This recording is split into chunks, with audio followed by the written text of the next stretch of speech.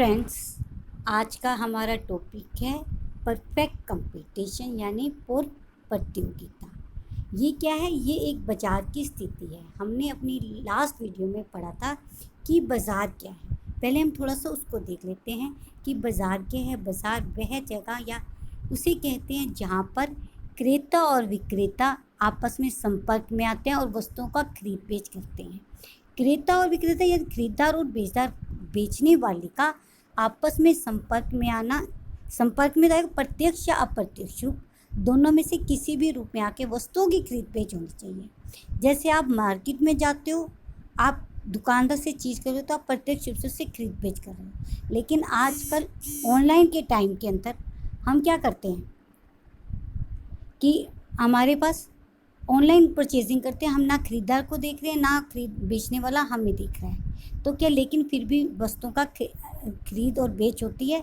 तो ये भी क्या है? मार्केट है या बाज़ार कहलाता है। इसी बाज़ार के हमने विभिन्न स्वरूप पढ़ते हुए ये देखा था कि कंपटीशन के आधार पर यानी प्रतियोगिता के आधार पर जो बाज़ार है उसको हमने अलग अलग भागों में बांटा था, जिसमें था परफेक्ट कंपटीशन, इम्परफेक्ट कंपटीशन या मोनोपोलिस्टिक कंपटीशन, ड्यूपोली, मोनोपली, इस तरह के हमने ये सब पढ़े थे। तो सबसे पहले आज हमने बात करनी है किसकी? पूर्ण प्रतियोगिता यानी कि परफेक्ट कंपटीशन।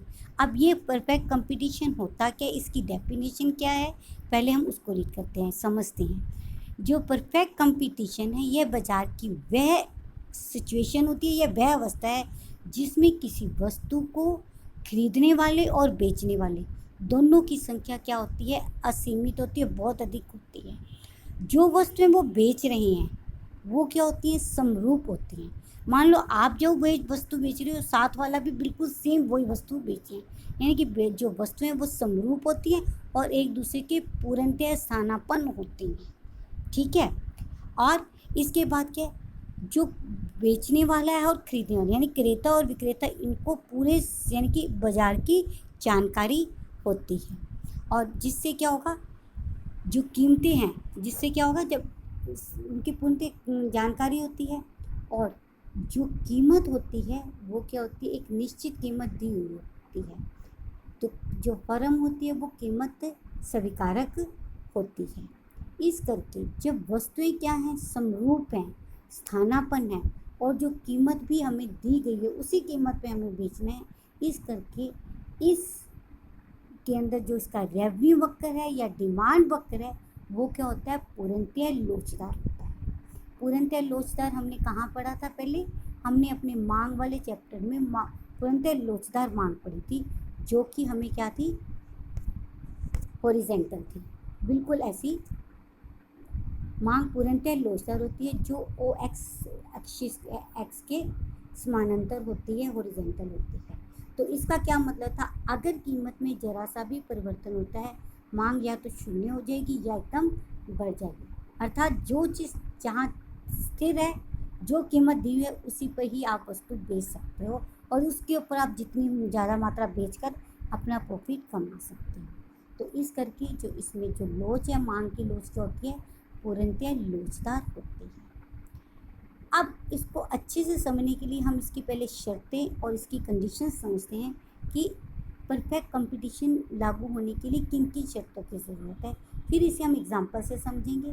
तो सबसे पहली शर्त तो यही रहेगी, क्रेता और विक्रेता असंख्य होते हैं, इनकी संख्या बहुत अधिक होती है। नंबर 2, वस्तुएं समरूप व एक दूसरे के पूरे स्थानापन्न यानी कि सब्स्टिट्यूट होंगे। एक की जगह दूसरे का प्रयोग करोगे, उपयोग कर लेते हो तो कोई भी फर्क नहीं आएगा। और क्रेता और विक्रेता दोनों को बाजार की संपूर्ण जानकारी होती है।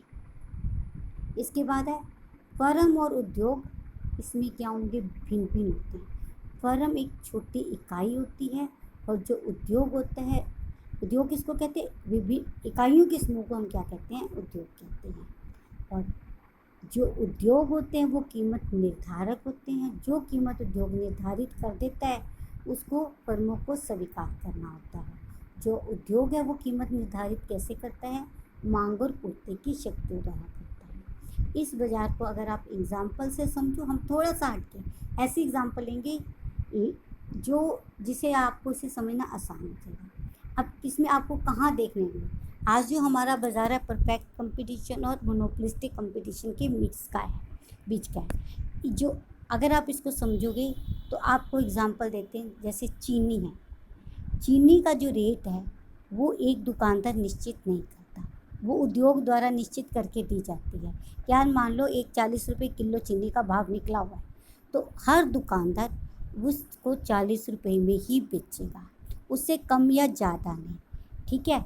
और जब वो कम और ज़्यादा नहीं कर सकता तो 40 रुपये में बेचेगा। अगर कोई दुकानदार 40 से कम में बेचता है तो सारे जो खरीदने वाले हैं वो उसके पास चले जाएंगे, और अगर कोई इससे ज़्यादा बढ़ाएगा तो उससे कोई खरीदेगा नहीं।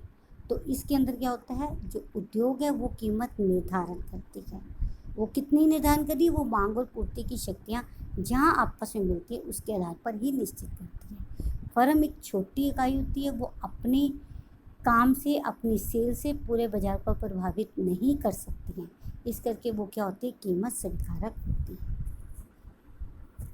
इसके बाद है, इसमें क्या होता है, फर्मों का प्रवेश और बहिर्गमन बड़ा स्वतंत्रतापूर्ण होता है।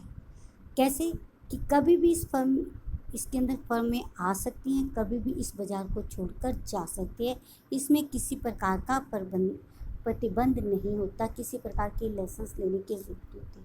अब आपको इसको भी एग्जांपल से समझ लो, आप कहीं एरिया में रहते हो तो वहाँ पे एक किराने की शॉप, सबसे अच्छी एग्जांपल अगर आप समझो तो वो किराने की शॉप है।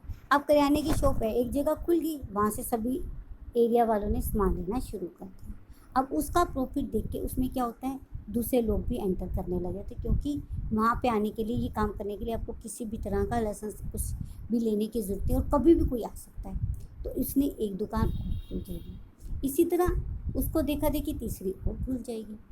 तो क्या होता है, इस करके यहाँ पे क्या प्रवेश आसानी से हो सकता है। अब किसी का काम नहीं चलता तो वो क्या करेगा, अपनी दुकान बंद करके चला जाएगा, कोई भी उसको कोई रोक टोक नहीं होती है।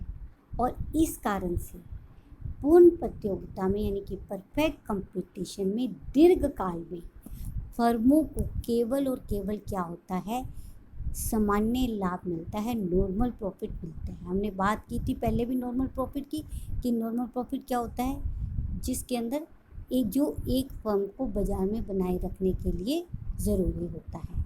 तो इस करके इस बाज़ार में क्या, फर्में कभी भी आ सकती हैं, कभी भी इस बाज़ार को छोड़कर जा सकती हैं, और इस कारण से इस बाज़ार में फर्मों को क्या होता है, फर्म को इस बाज़ार में जो बेचने वाला उसको दीर्घकाल में केवल और केवल क्या, सामान्य लाभ मिलता है। क्यों मिलता है, क्योंकि फर्मों का प्रवेश और बहिर्गमन दोनों बहुत आसान होते हैं। अब देखो, जब आपका प्रॉफिट देख के तो दूसरा एंटर करेगा तो क्या होगा, जो कस्टमर आपके पास पहले आ रहे थे अब वो बट जाएंगे, जब वो बटेंगे तो आपका प्रॉफिट क्या होगा, कम होता चला जाएगा, और एंड में क्या होगा, नॉर्मल प्रॉफिट हो जाएगा।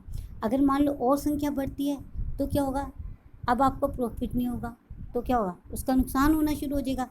अब एक है तो दुकानें ज़्यादा होगी, कस्टमर कम है, तो क्या होगा, किसी ना किसी को तो नुकसान होगा। जिसको नुकसान होगा वो क्या होगा, वो अपना बाज़ार छोड़कर चला जाएगा। अब जैसे ही वो एक दुकान बंद होती है तो उसका हिस्सा अब बाकी सब दुकानदारों में बढ़ जाएगा।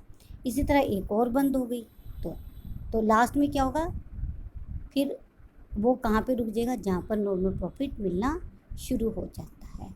यानी कि अल्पकाल में तो कुछ भी हो सकता है, उस समय के लिए आप ज़्यादा लाभ कमा सकते हो, जिसने पहले दुकान खोली उसने प्रॉफिट कमा लिया, लेकिन लॉन्ग रन में क्या होगा, इससे केवल और केवल यह सामान्य लाभ प्राप्त होता है। इसके बाद है, कीमत का निर्धारण मांग और पूर्ति की शक्ति द्वारा होता है। जहाँ ये डिमांड वक्र और सप्लाई वक्र आपस में मिल जाते हैं, उस पॉइंट पर क्या होता है, कीमत का निर्धारण हो जाता है। तो इस प्रकार परफेक्ट कंपटीशन क्या है, यह बाजार की वह स्थिति है जिसमें क्रेता और विक्रेताओं की संख्या बहुत अधिक होती है, और जो वस्तु वो उत्पादित कर रहे हैं वो बिल्कुल समरूप और एक दूसरे के स्थानापन्न होती हैं। इस बाज़ार में फर्में कभी भी प्रवेश कर सकती हैं और कभी भी इस बाज़ार को छोड़कर जा सकती हैं, और कीमत का निर्धारण उद्योगों द्वारा किया जाता है, जिसे फर्में स्वीकार करती हैं उसी के ऊपर बेचती हैं। उससे ज़्यादा नहीं।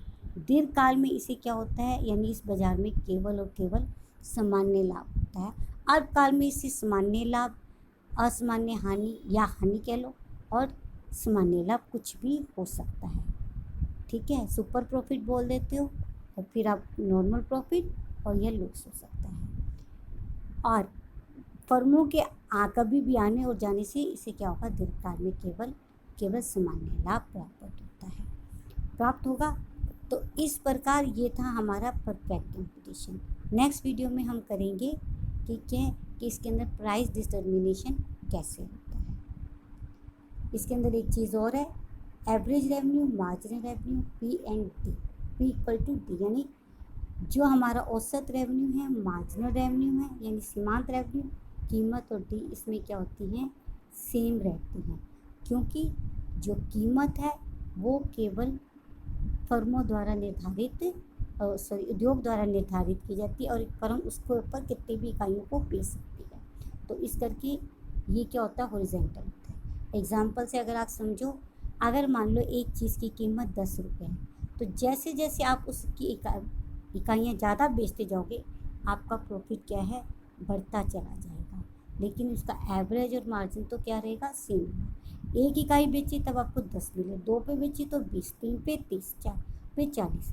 अब इसका एवरेज और मार्जिन निकालोगे तो वो 10 रहेगा, 10 ही उसकी कीमत है।